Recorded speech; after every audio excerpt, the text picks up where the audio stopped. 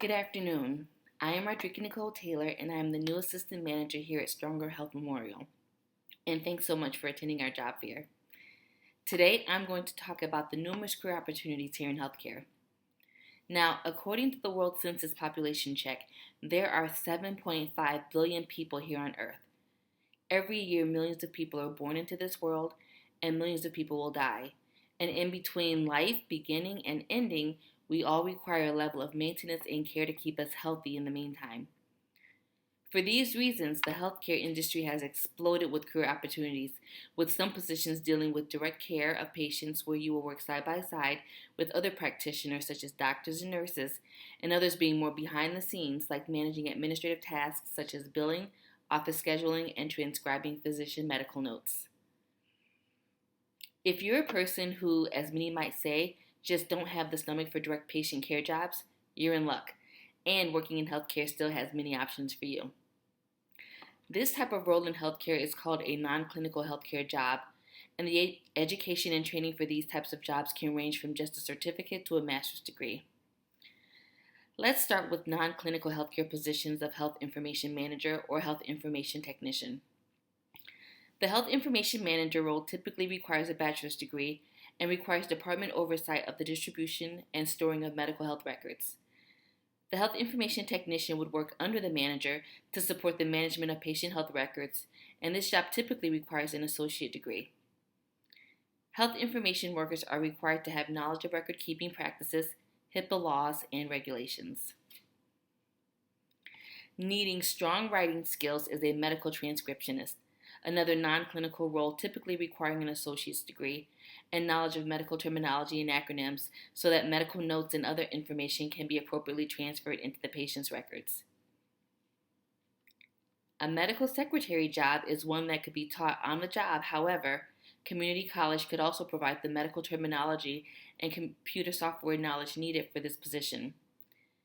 The medical secretary has a versatile role by managing scheduling, calls, and overall information flow in the clinic. Let's end our list of non-clinical jobs in healthcare with the role of healthcare administrator. The healthcare administrator role is to oversee the healthcare office or organization's operations and flow.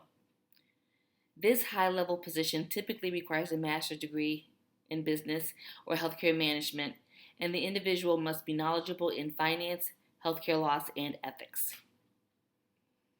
Next, we have roles that are in direct contact with patients but are more supportive roles to improving health outcomes for patients.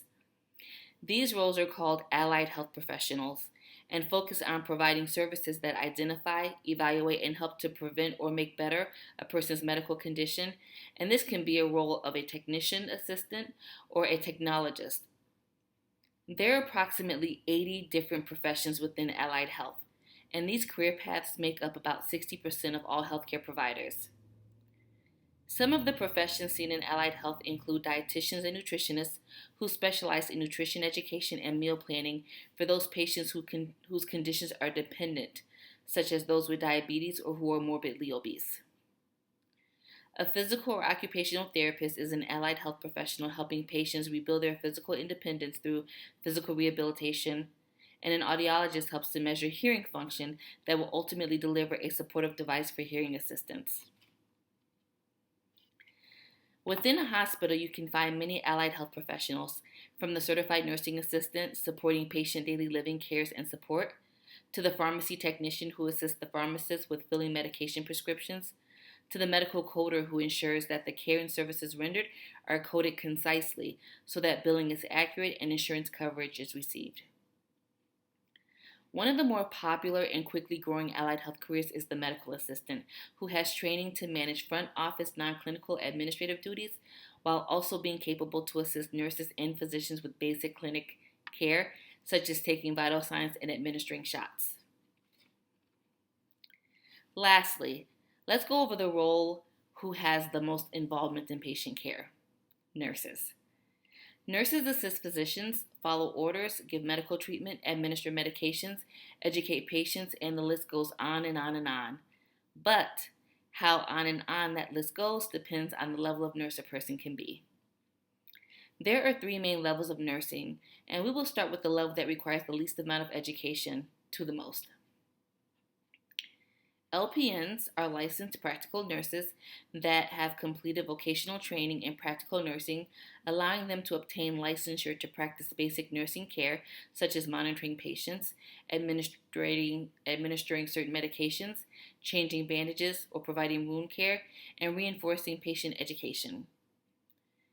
The duties of an LPN depend on their training, their work setting, and state regulations.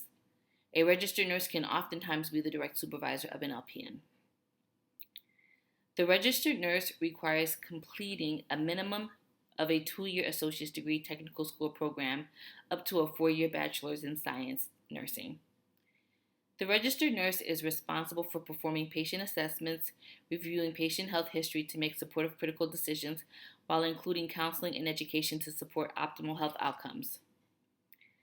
Registered nurses administer a wide variety of medications, may assist physicians with certain procedures, and coordinate collaborative care with other health professionals.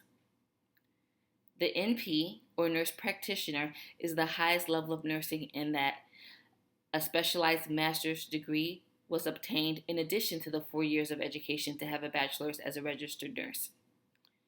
A nurse practitioner can function similar to a general physician, but with limitations on prescribing medications and diagnosing conditions that are fairly common. This means that nurse practitioners can have a medical office and see patients in a general way. As you can see, when it comes to the healthcare careers, the world is your oyster, and depending on whether you want to pursue a several-week basic training course, as with many EMT basics, or take the long path of obtaining a master's so you can run the operations of a clinic behind the scenes, these options are here and for the sake of supporting others live long and healthy lives, and the job look continues to grow and grow and grow. Thanks for your time.